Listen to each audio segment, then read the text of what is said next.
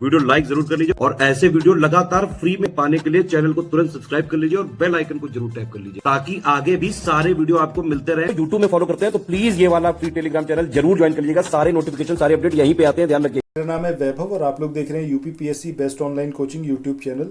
दोस्तों यहाँ पर हम हिस्ट्री, ज्योग्राफी और जो 780 पेजेस हैं स्टडी फॉर सिविल सर्विसेज के द्वारा प्रोवाइड किए गए, इनको कवर अप कर रहे हैं।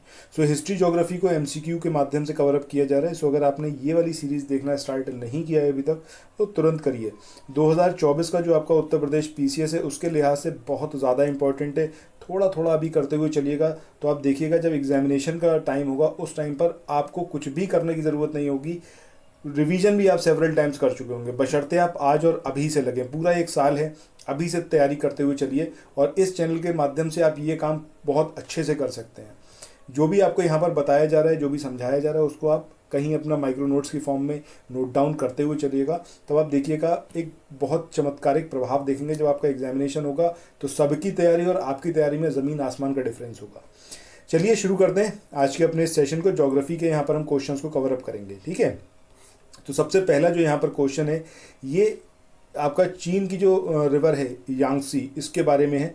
आपसे यहाँ पर पूछा गया है कि कौन से शहर हैं जो इस नदी पर स्थित हैं। अब ये नानचांग है, वुहान है, नानजिंग है या फिर ये गुआंगझो है। तो सही आंसर यहाँ पर क्या आएगा? एक तो वुहान इसी रिवर के किनारे पर लोकेटेड है, दूसरा नानजिंग। इन 2 शहरों को आपको याद रखना है। इसके अलावा और कौन कौन से शहर इंपॉर्टेंट है जो आपको याद रखने हैं? एक तो है आपका शांघाई, ठीक है, शांघाई को ज़रूर याद रखें। इसके अलावा आपको याद रखना है ज़िनजियांग, ठीक है, ज़िनजियांग, ठीक है, इस शहर को ज़रूर याद रखिएगा। बाकी इस रिवर के बारे में आई होप कि आप लोगों को ऑलरेडी पता होगा कि ये एशिया की सबसे लंबी रिवर है। और यहाँ पर एक चीज़ और याद रखिएगा, इस रिवर में एक फ़िश पाई जाती है जो कि मतलब जो वेल रिवर है, वेल मछली होती है, उससे अगर हम कंपेयर करें तो उसकी कंपैरेटिवली बहुत छोटी होती है। बट ये क्रिटिकली एंडेंजर्ड स्पीसीज़ में आती है और 2023 में ये न्यूज़ में रही थी, इसलिए ये काफ़ी इंपॉर्टेंट है। तो इसको क्या बोला जाता है? यांगसी फिनलेस पोरपोइस, ठीक है। इसको कहीं नोट डाउन ज़रूर करिएगा क्योंकि ये करंट एसोसिएटेड फैक्ट है जो आपसे यहाँ पर पूछा जा सकता है अब आने वाले एग्जाम में। बाकी अगर यहाँ पर शहर पूछे जाएंगे तो जैसा मैंने आपको बताया, शांघाई याद रखिएगा, वुहान याद रखिएगा, नानजिंग याद रखिएगा, एक लुज़ोऊ भी याद रखिएगा, इसका LUZHOU, ठीक है, इसको भी यहाँ पर याद रखिएगा। और गुआंगझो तो आप नानजिंग तो आप याद रखेंगे ही रखेंगे, ठीक है। ये सारी चीज़ें इसके बारे में याद रखिएगा। अच्छा, एक चीज़ और यहाँ पर बताएं कि जब हम बात कर रहे हैं रिवर की कि यांगजी जो है एशिया की लार्जेस्ट मतलब लेंथ वाइज है, ठीक है, सबसे लॉन्गेस्ट है, लार्जेस्ट नहीं, लॉन्गेस्ट रिवर है। सो इसके बाद सेकंड नंबर पर कौन सी आती है? वो आपकी है येलो रिवर, और ये भी सिर्फ चाइना में ही बहती है। यानी कि पहले नंबर पर जो यांगसी रिवर है ये भी चाइना में बहती है और ये एशिया की सबसे लंबी रिवर है। सेकंड प्लेस पर आती है येलो रिवर, जिसको सॉरो ऑफ चाइना भी बोला जाता है।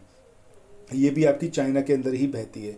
इसके अलावा थर्ड नंबर पर आती है आपकी मेकोंग रिवर। मेकोंग रिवर के बारे में मैंने एक प्रीवियस जो वीडियो था उसमें एक क्वेश्चन आया था मेकोंग रिवर से रिलेटेड, उसमें सारी बातें बताई थी। यहाँ पर सिर्फ इतना याद रखिएगा कि 6 देशों से होकर ये बहती है, China, Myanmar, Laos, Thailand, Cambodia और वियतनाम, ठीक है। चलो अब मूव ऑन करते हैं नेक्स्ट क्वेश्चन पे। बाकी अगर इसके कोड में देखें आंसर तो सेकंड और थर्ड होगा, यानी कि ऑप्शन। प्रदेश पीसीएस की तैयारी कर रहे हैं, आप आरओ की तैयारी करना चाहते हैं, बीईओ की तैयारी करना चाहते हैं, इन तीनों एग्जाम की अगर आप तैयारी करने चाहते हैं तो स्टडी फॉर सिविल सर्विसेज के कोर्सेज को आप ज्वाइन कर सकते हैं कंप्लीट तैयारी के लिए। ये वन स्टॉप डेस्टिनेशन है, यहाँ पर आपको सब कुछ मिलेगा, जिसमें स्टडी मटेरियल रहेगा, टेस्ट सीरीज रहेंगी, पेड क्विज रहेंगी, सब कुछ आपको एक ही जगह पर मिलेगा।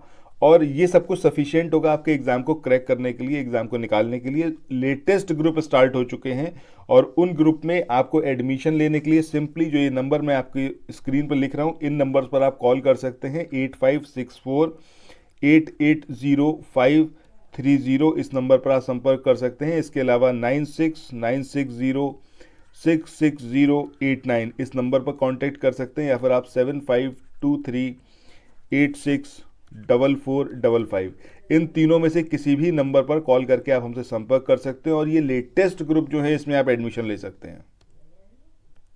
बी जो होगा वो यहाँ पर सही आंसर होगा।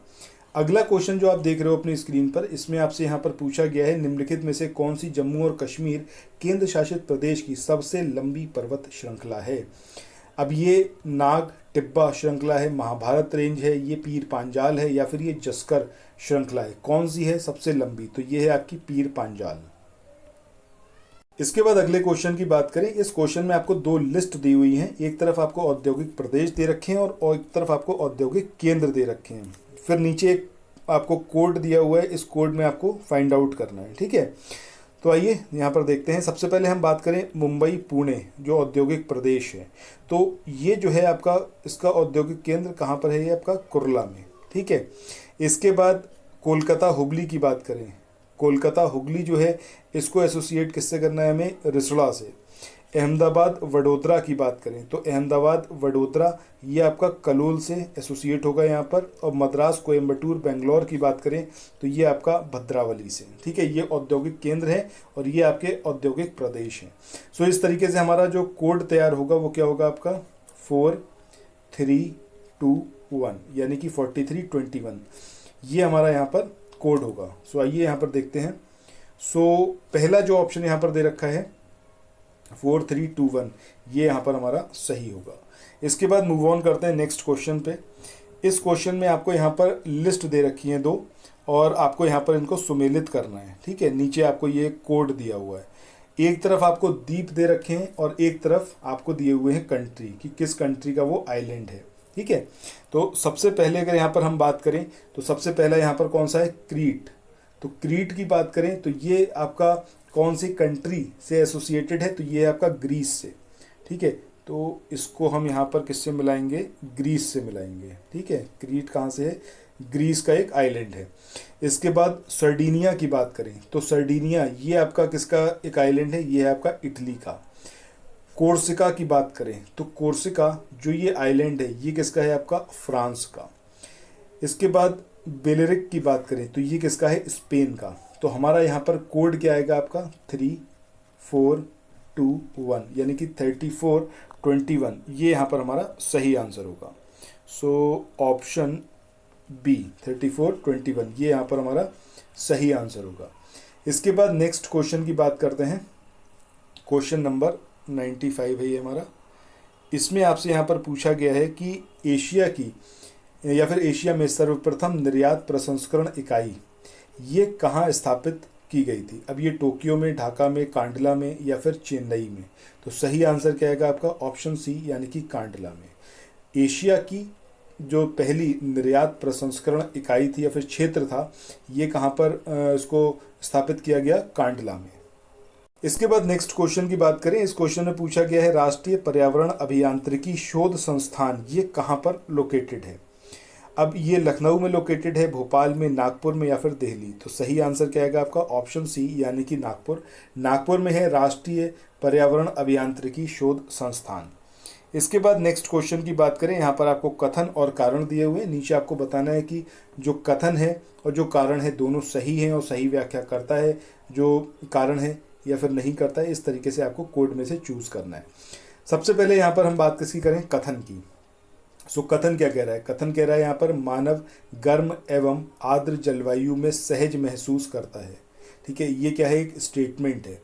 अब यहाँ पर अगर हम बात करें इसके कारण की, तो कारण क्या है कि आर्द्र जलवायु में पसीना तेजी से वाष्पित होता है। सो अगर आप पहले वाले स्टेटमेंट को देखेंगे इसी से आपको समझ में आएगा कि ये स्टेटमेंट इनकरेक्ट है। और इसी तरीके से दूसरा स्टेटमेंट भी कैसा है, इनकरेक्ट है। सो हमारा यहाँ पर कोड क्या आएगा, ऑप्शन डी यानी कि ए और आर दोनों ही इनकरेक्ट है, ठीक है। इसके बाद अगले क्वेश्चन की बात करते हैं। 98 नंबर का ये क्वेश्चन है। इसमें आपसे यहाँ पर पूछा गया है कि निम्नलिखित में से कौन सा एक प्राकृतिक स्रोत नहीं है, मृदा, जल, वायु या फिर बिजली।